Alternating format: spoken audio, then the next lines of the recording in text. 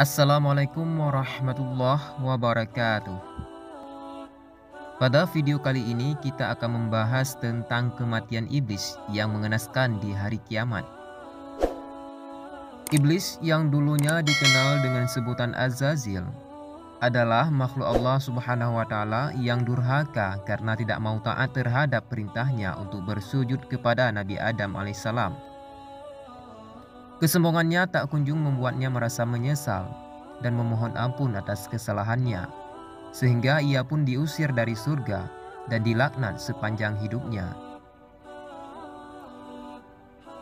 Allah Subhanahu wa taala berfirman, yang artinya, "Apakah yang menghalangimu untuk bersujud kepada Adam di waktu aku menyuruhmu?"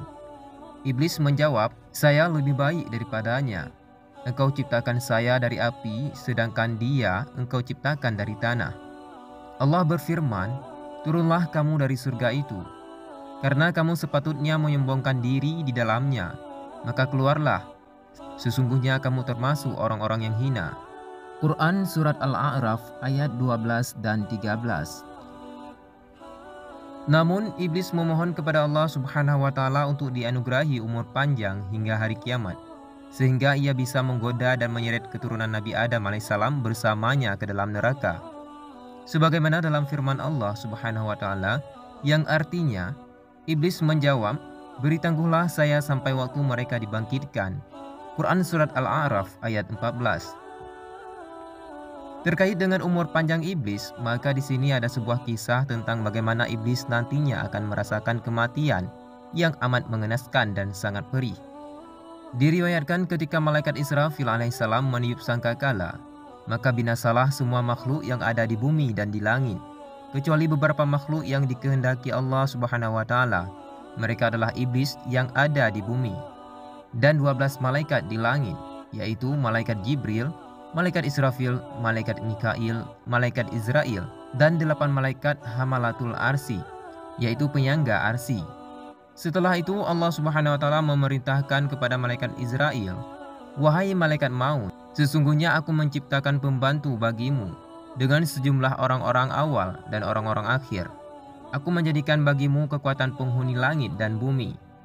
Dan sesungguhnya pada hari ini aku mengenakan pakaian ghazab, yaitu pakaian kemarahan kepadamu. Maka turunlah dengan membawa kemarahan dan murkaku kepada iblis.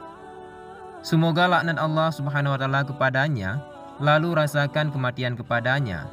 Bawalah kepadanya pahitnya kematian orang-orang awal dan orang-orang akhir dari golongan manusia dan jin dengan dilipat gandakan. Dan hendaklah kamu bersama 70.000 malaikat Zabaniyah. Setiap satu malaikat Zabaniyah membawa satu rantai dari rantai-rantai neraka Ladza." Allah Subhanahu wa taala pun menyeru dan memerintahkan kepada malaikat untuk membuka pintu-pintu neraka.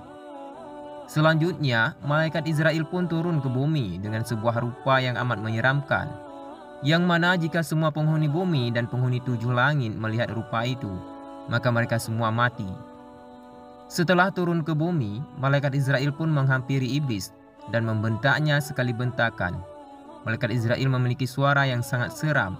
Jikalau semua penghuni bumi dan langit mendengarnya, maka mereka akan pingsan. Begitu pula iblis yang pada saat itu pingsan karena bentakan malaikat Israel. Sesaat setelah sadar, malaikat Israel berkata, "Wahai makhluk yang buruk, sungguh aku akan merasakan kematian padamu pada hari ini. Berapa banyak umur yang kamu sempati dan berapa banyak golongan yang telah kamu sesatkan." Mendengar hal itu, iblis pun melarikan diri ke ujung timur dan ujung barat. Namun malaikat Israel sudah bersiap menunggu. Tak henti-hentinya iblis terus melarikan diri dari satu tempat ke tempat yang lainnya.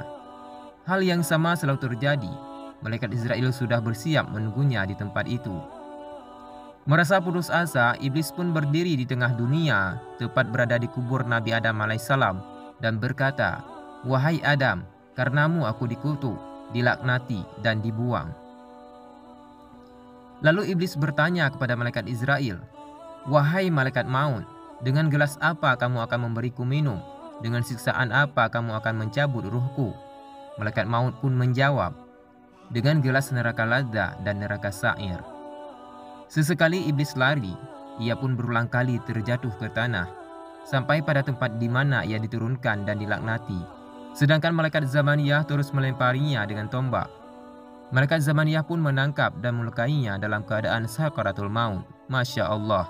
Wallahu a'lam bishawab. Assalamualaikum warahmatullahi wabarakatuh.